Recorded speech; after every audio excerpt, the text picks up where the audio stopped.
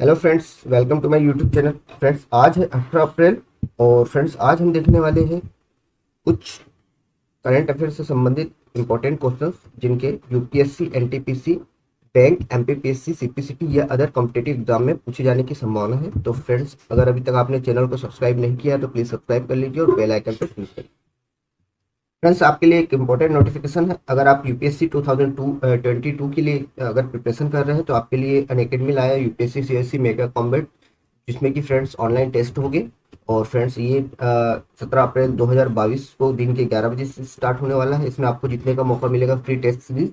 और friends, top 100 rankers students को मिलेगी 100% स्कॉलरशिप और लाइव सब्सक्रिप्शन।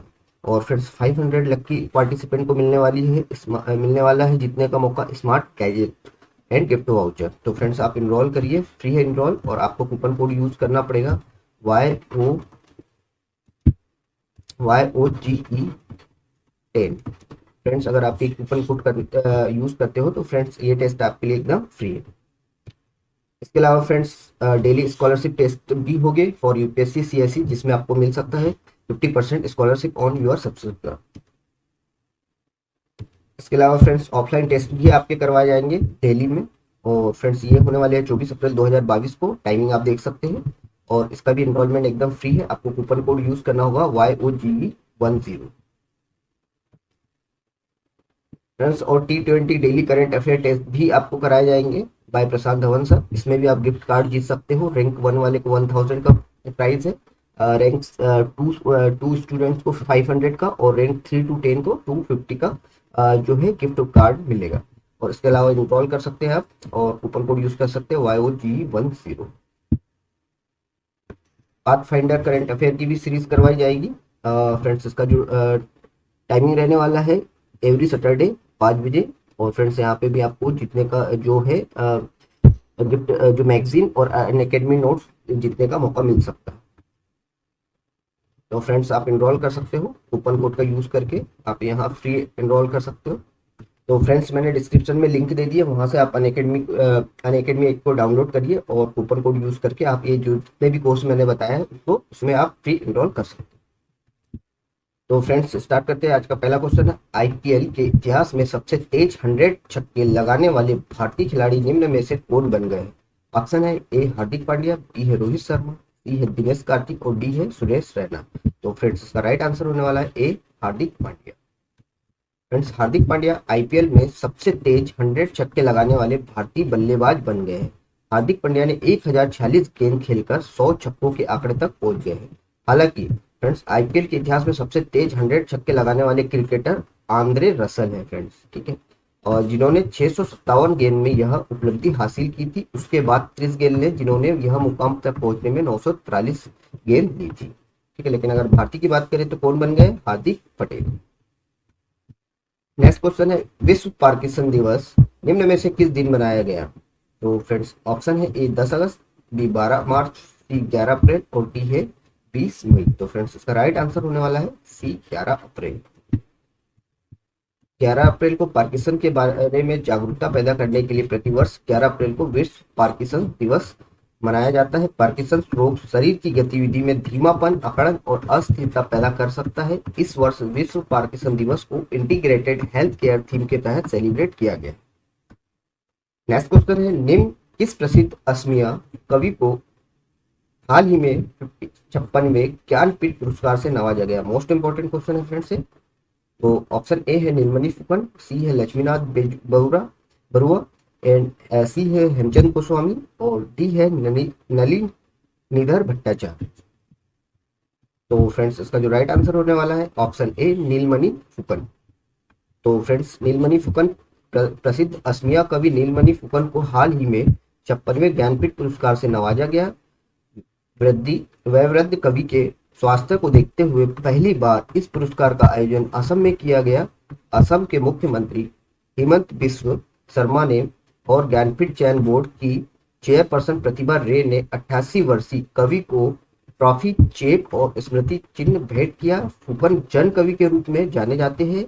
इससे पहले उन्हें साहित्य अकादमी और पद्मश्री पुरस्कार भी मिल चुका है। तो फ्रेंड्स, वेरी इंपॉर्टेंट क्वेश्चन है, ये भी आपको याद रखना होगा। नेक्स्ट क्वेश्चन है, हाल ही में किस देश ने हेलिना गाइडेड मिसाइल सिस्टम का सफलतापूर्वक परीक्षण किया? फ्रेंड्स ऑप्शन है ए नेपाल, बी है भारत, सी है चीन और डी है रूस। तो फ्रेंड्स ऑप्शन इसका राइट आंसर है ऑप्शन बी भारत। तो फ्रेंड्स भारत ने राजस्थान के पोखरण रेंज में दुनिया के सबसे उन्नत टैंक रोधी हथियारों में से एक हेलिना गाइडेड मिसाइल सिस्टम का सफलतापूर्वक परीक्षण किया है। इस मिसाइल को एडवांस लाइट हेलीकॉप्टर ALH से लॉन्च किया गया था। DRDO के मुताबिक हेलिना सिस्टम में दिन व रात हर मौसम में हिट करने की क्षमता है। यह पारंपरिक एवं विस्फोटक प्रतिक्रियाशील कवच के साथ दुश्मन के टैंकों को मार गिरा सकती है। नेक्स्ट क्वेश्चन है, किस देश में हाल ही में ऐलान किया है कि वह अपने 51 अरब डॉलर के पूरे विदेशी कर्ज को चुका पाने में असमर्थ है? तो friends option A Nepal, B चीन, सी रूस और डी है श्रीलंका। तो फ्रेंड्स इसका राइट आंसर होने वाला है डी श्रीलंका।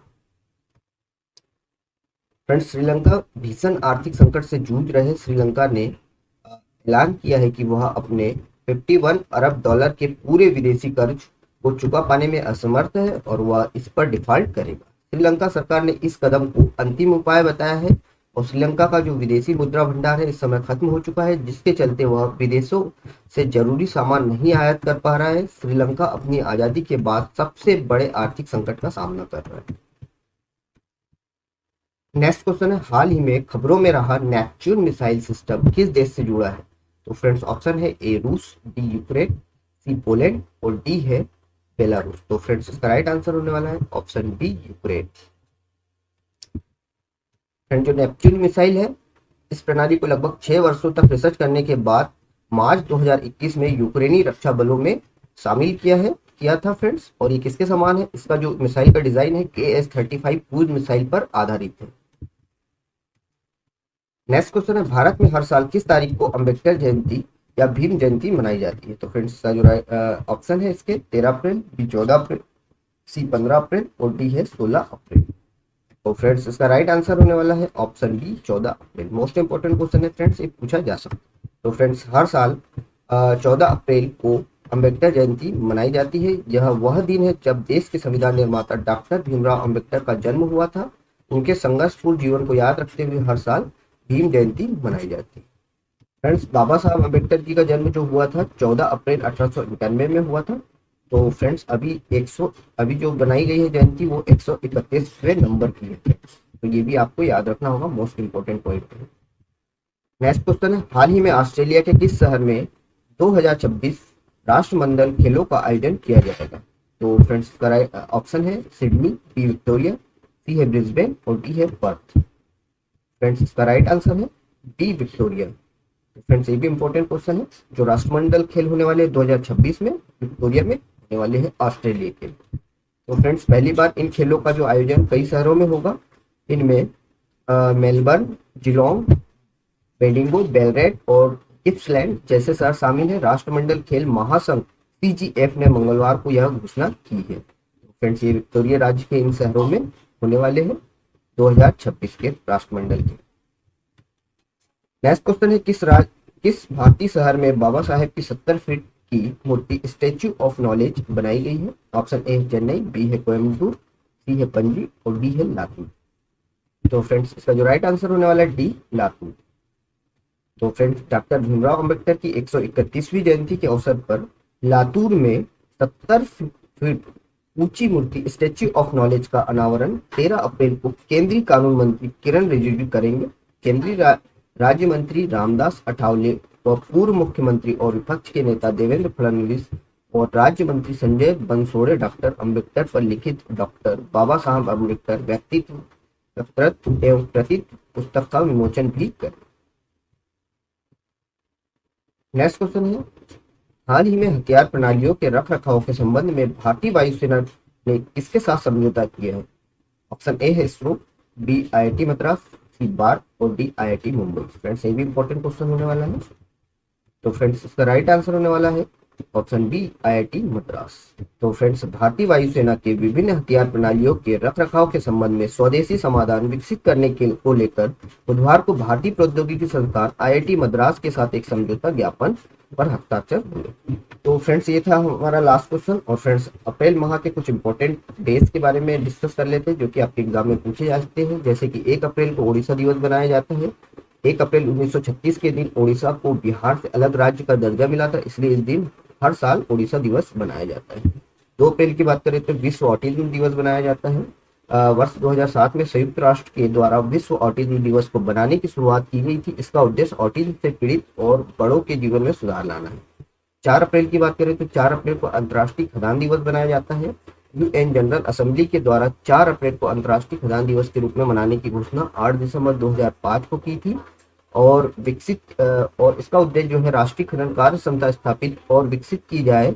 विश्व स्तर पर अंतर्राष्ट्रीय खदान दिवस सबसे पहले 4 अप्रैल 2006 को मनाया गया था। नेक्स्ट 5 अप्रैल को राष्ट्रीय समुद्री दिवस बनाया जाता है। भारत सरकार द्वारा हर साल राष्ट्रीय समुद्री दिवस 5 अप्रैल को मनाया जाता है ताकि लोगों में समुद्र यातायात और व्यापार के प्रति जागरूकता फैलाई जा सके। 6 अप्रैल की बात करें तो अंतर्राष्ट्रीय खेल दिवस बनाया जाता है। 23 अगस्त 2013 को संयुक्त राष्ट्र के द्वारा 6 अप्रैल को अंतर्राष्ट्रीय खेल दिवस के रूप में मनाने की घोषणा की गई थी। इसका उद्देश्य है कि संपूर्ण विश्व में विकास और शांति को बढ़ावा मिले।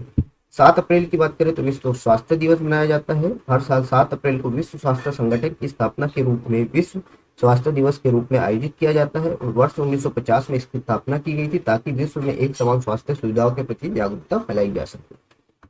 नेक्स्ट है 10 अप्रैल विश्व होम्योपैथी दिवस। 10 अप्रैल को होम्योपैथी के जनक फ्रेडरिक सैमुअल हैनीमैन का जन्म हुआ था, इसलिए प्रत्येक वर्ष इस दिन को विश्व होम्योपैथी दिवस के रूप में मनाया जाता है। इसका उद्देश्य है कि चिकित्सा प्रणाली के बारे में विश्व भर में लोगों को जागरूक किया है। 11 अप्रैल की बात है तो राष्ट्रीय सुरक्षित मातृत्व दिवस मनाया जाता है। कस्तूरबा गांधी जी के जन्म दिवस के उपलक्ष्य में हर साल इस दिन को राष्ट्रीय सुरक्षा मातृत्व दिवस के रूप में मनाया जाता है। इसका उद्देश्य है कि गर्भवती महिलाओं को उचित देखभाल की जा सके और उनका मृत्यु दर को कम किया जाए।